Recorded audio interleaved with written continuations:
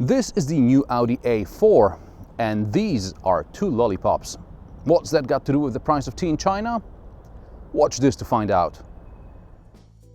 This is the 5th generation A4. In 1994 it replaced the Audi A4. The BMW 3 Series and Mercedes-Benz C-Class rival is currently the biggest in its class.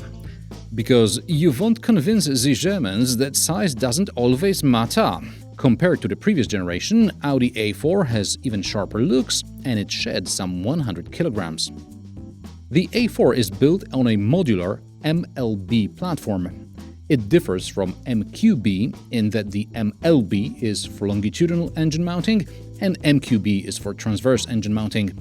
Using the same platform as the A4 are also A5, Q5, A6, A7, Q7, A8, Porsche Macan, as well as Bentley Bentayga and Volkswagen Pheaton's successor, Phideon. But never mind the longitudinal engine mounting, check out the bonnet, which reaches all the way down to the wheel arches. So if you open it, it looks almost like Audi R8. And if you buy a clunker B9 A4 in 2 decades from now, at least the open bonnet will look cool as you attempt to replace the dual-mass flywheel on your own. The boot has 480 liters capacity. You can open it manually with a key fob or swinging your foot under the bumper. At first glance, everything is nicely covered, but if you look closer, there is bare metal on the top, and you can also see the inside of rear wheel arches through these slits here. There's a 12-volt socket, a mini spare, and hooks for shopping. In the back, space is sufficient for 2 adults as long as they are up to 180 centimeters tall, and so is the driver. I'm 175 centimeters, and the driver's seat is set for my driving position. I also have sufficient headroom. There is some storage under the armrest and 2 cup holders. There's also a place for water bottles in the door bins, a couple of nets in the back of front seats, and a control panel for 3rd zone of the 3-zone climate control. And now let's look at the cockpit. You can call me a BMW fanboy because I prefer the way BMW handles, but as far as design is concerned, Audi is the best in the business. Although this open cockpit design has far-reaching implications, which you may not realize by simply looking at it. We'll get to that in a moment. I'm not sure about storage under the armrest being open and visible. It pretty much means you can't leave anything vaguely valuable in there. Cup holders are a couple of millimeters too close to the AC panel, and as a result, taller half-liter bottles may touch the buttons. And anyway, drinks will obstruct access to buttons located lower. And the gear lever. Fiat Chrysler Automobiles have just announced a recall for their allegedly confusing lever for its 8-speed automatic. If Jeep confuses the Americans, then Audi better start thinking of a replacement for this thing.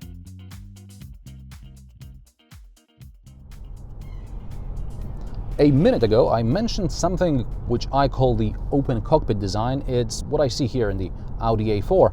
In a BMW, Jaguar or Mercedes-Benz, the driver is cocooned in his seat, and in the Audi, like in French minivans, there's a lot of open space. It's an airy cockpit, and I respect that because not everyone likes the driver-focused claustrophobic cockpits.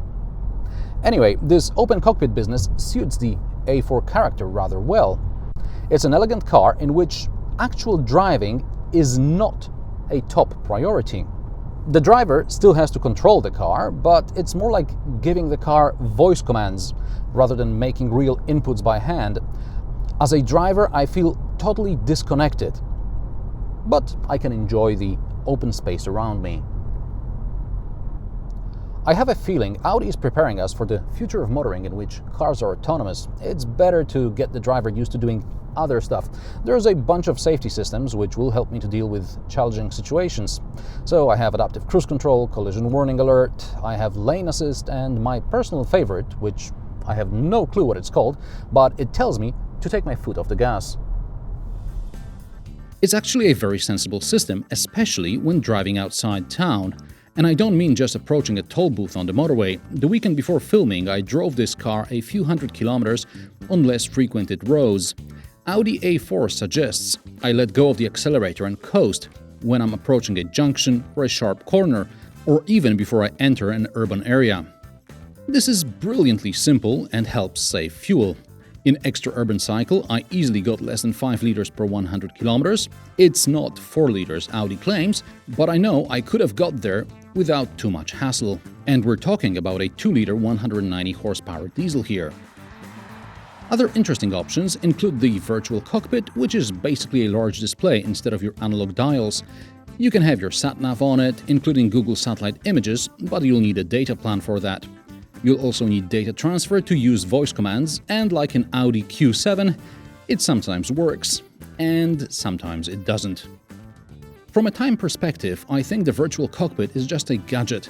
I understand Audi needed it for the TT, where it got rid of the central display, but in other models, there's really no need for it. Like in many other cars, especially in the premium segment, Audi lets you choose the driving modes. But here, the mode switch is so low that you don't really want to bother looking for it. However, if you do, there are the usual settings: efficient, comfort, dynamic, and individual. The good thing is that Audi remains in the mode you selected even when you restart the car. In a BMW, you always start the car in normal mode. Suspension is stiff, but damping is good. The steering feels artificial regardless of what mode you're in. The brakes are good. There are no suspicious noises within the cabin, but I don't like the roughness with which the car wakes up from automatic engine stop at the lights. I'm also concerned that the engine working at just above 1000 RPM is not good for components. In efficient mode, I can feel the engine on the verge of stalling before the automatic gearbox decides to shift down. The road trip I did last weekend in the Audi A4, it was more than 500 kilometers, and it was one of the least enjoyable road trips I did in a car. Don't get me wrong, if your daily driver is something like a Skoda, then in the A4 you'll feel like in business class on a plane. But if you expect some emotions, not just a luxury tool to comfortably travel from A to B, then you should look elsewhere. Prices of the new Audi A4 start at around €30,500, €2,000 more for the estate, and about €2,500 more if you want the Quattro. This 190 horsepower diesel with options costs around €61,000. A similarly spec'd BMW 3 Series will cost about the same. A C-Class Merc is slightly more expensive. And now let's get back to the two lollipops. This lollipop, that's like Porsche, BMW, Mazda. Driving fun is in their DNA. They engage you as a driver. Every trip is about the road, not about getting to the destination. And this lollipop is like the Audi A4. It's pretty much the same, but you can't feel the flavor through the wrapping. And what do you expect from a car? Comfort, high-tech gadgets, fun driving? Let me know in the comments below. Subscribe, rate and share my videos. New episodes every Friday. But I bet you haven't seen all of my stuff, so click the link on the screen now.